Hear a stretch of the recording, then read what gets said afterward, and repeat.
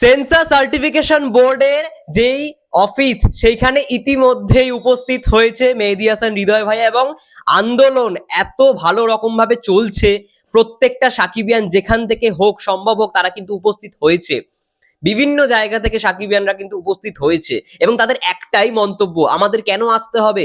যেখানে এরকম একটা দেশে যখন ছাত্র আন্দোলনটা হয়েছিল এই কারণেই যাতে দেশটা পরিবর্তন হয়, তো এখন এই সময় এসে কেন তাদেরকে অফিসের সামনে আসতে হবে যেখানে সার্টিফিকেশন বোর্ড রয়েছে? দেখো, সার্টিফিকেশন বোর্ড মানে আমরা কি জানি যে তারা রেটিং দেবে, তারা এই সিনেমাটা কি সার্টিফাইড করবে সেটা রেটিং দেবে, যে এটা এ রেটেড নাকি ইউ রেটেড, যেটা রেট হবে সেটা দেবে। কিন্তু কোনো সিনেমার এক একটা দৃশ্য 10 মিনিট 12 মিনিট দৃশ্য কেটে ফেলা, সেই ডিসিশন তো সার্টিফিকেশন বোর্ডের নয়।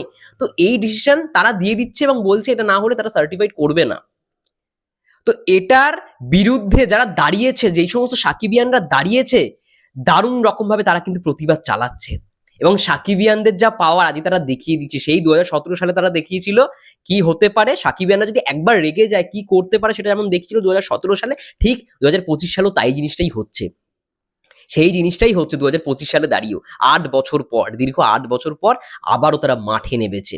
এবং ইতিমধ্যেই আমি যা দেখলাম, যা লেটেস্ট আপডেট, সার্টিফিকেশন বোর্ডের সামনে অলরেডি মেহেদী হাসান হৃদয় ভাইয়া এসছে এবং তাদের সঙ্গে কথা বলেছে, মানে সাকিবিয়ানরা তাকে ঘিরে ধরেছে, এবং তার থেকেও সাংবাদিকরা বিভিন্ন কথা জানতে চাইছে। তিনি একটাই কথা বলেছেন, মানে যখন তাকে জিজ্ঞাসা করা যায় এটা কি শাকিব খানের বিরুদ্ধে কোনো চক্রান্ত, তিনি বলেছেন দেখো এটা তো আমরা জানি না, একজন ডিরেক্টরের যেটা কথা হয়ে থাকে সেটাই তিনি বলেছেন। এবং তিনি ইতিমধ্যেই অফিসে ঢুকছেন এবং ঢুকে সেন্সর বোর্ডের যারা সদস্য রয়েছে তাদের সঙ্গে কথা বলতে যাচ্ছেন, এবং তিনি এটাই বলেছেন, এবং প্রডিউসারের থেকেও এটাই বক্তব্য এসছে, সবাই যেন আইন শৃঙ্খলা মেনে সমস্ত কিছু করে, এমন কিছু যাতে না হয় যাতে প্রডিউসার বা বরবাদ সিনেমার বদনাম হয় বা মেগাস্টার শাকিব খানের বদনাম হয়। এটা যেহেতু শাকিব খানকে নিয়ে একটা চক্রান্ত, এটা আমরা সবাই বুঝে গেছি।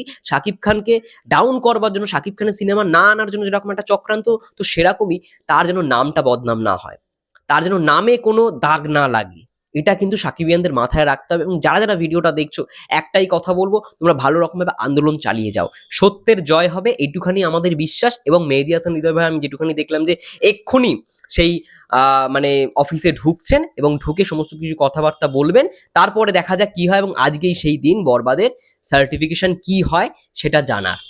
জয় হবে সত্যের, এইটুখানি বলবো।